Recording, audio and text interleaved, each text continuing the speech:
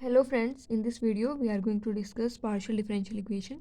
So this is linear partial differential equation. Here it is P means P stands for del z upon del x and Q stands for del z upon del y, and capital P is a function of xy only, capital X is a function of capital Q is a function of xy only, capital R is a function of xy only, and S is also a function of xy only, and here it is Z.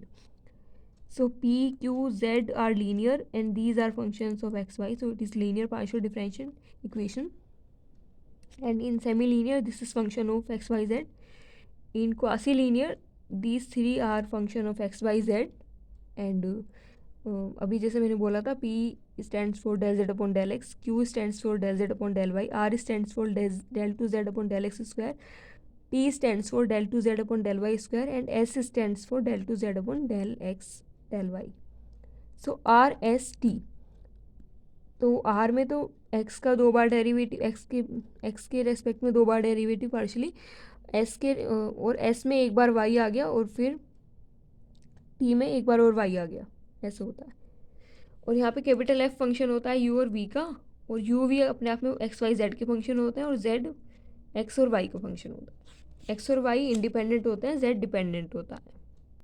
अगर हमें P D form करनी हो तो हम P D को ऐसे form करेंगे, you और वी गिवन होगा हमें यहाँ से यू और वी, तो हम u x u y u z v x v y v z find करेंगे और हम ऐसे पी डी फॉर्म करेंगे. और इस टाइम हमें यहाँ पे हम जेड को, मतलब जो हम यू जेड फाइंड करेंगे, तो ऐसा नहीं है फिर कि फिर जेड का भी दोबारा डेरिवेटिव करेंगे विद रिस्पेक्ट टू एक्स और वाई. यहाँ इस टाइम पे हम जेड को एल आई मान के करेंगे.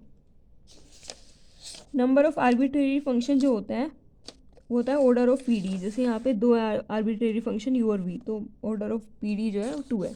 अब आते हैं लेग्रांजे ऑक्सिलरी इक्वेशन पे. D x upon p, d y upon q, d z upon are.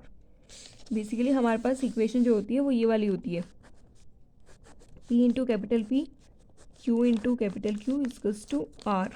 ये आर इजकस टू में ही होता है, तो इसको सॉल्व करने के लिए हम लोग इसको ऐसे सॉल्व करते हैं. अब इंटीग्रल सरफेस कैसे फाइंड करते हैं कि P into P plus Q into Q इजकस टू आर. पहले तो इसको हम सॉल्व कर लेते हैं लेग्रांजे से, और हमारे सॉल्व करके दो सॉल्यूशन निकालते हैं, यू इजकस टू सी वन और वी इजकस टू सी टू. फिर हम एक रिलेशन बनाते हैं फाइव यू इजकस टू वी या फिर फाइव वी इजकस टू यू. अपनी कन्वीनियंस के अकॉर्डिंग रिलेशन बनाते हैं जिससे हमें क्वेश्चन ईजिली होता हुआ दिख जाता है. फिर उसके बाद हमें एक बेस कर्व गिवन होता है, जैसे कि यहाँ पे ये है एक्स प्लस वाई इजकस टू 0, जेड इजकस टू 1. फिर इस बेस कर्व की हम पैरामीट्रिक फॉर्म लेते हैं ताकि हम एक ही वेरिएबल के साथ डील करें. तो हम लेते हैं एक्स इजकस टू टी, तो अगर एक्स टी होगा तो वाई क्या होगा, यहाँ से माइनस टी, तो वाई इजकस टू माइनस टी और जेड इजकस टू 1. ये पैरामीट्रिक फॉर्म है इस वाली कर्व की. फिर जो हमने ये रिलेशन बनाया था फाइव ऑफ यू इजकस टू वी या फाइव ऑफ वी इजकस टू यू, यहाँ पे हम यहाँ पे क्या करते हैं, एक्स इजकस टू टी, वाई इजकस टू माइनस टी, जेड इजकस टू 1 कुछ मैनिपुलेट करके C1 C2 में रिलेशन बना लेते हैं. सपोज C1 C2 में कुछ रिलेशन आ गया, जैसे कि C1 इजकस to 2 into C2 square, just for example. तो फिर C1 C2 की जगह यू और वी प्लेस कर देते हैं. तो यू और वी प्लेस करके जो आंसर आता है वो हमारा सॉल्यूशन होता है.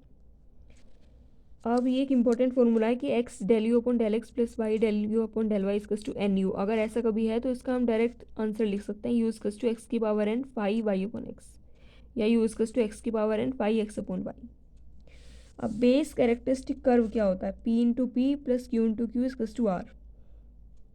अब अगर हमें बेस कैरेक्टरिस्टिक कर्व निकालना होता है तो ये जो लेग्रांजे इक्वेशन होती है इसमें से हम इनिशियल 2 को ही कैलकुलेट करते हैं बस, यानी कि d y by d x इजकस to capital q upon capital p, इसको ही कैलकुलेट करते हैं ओनली.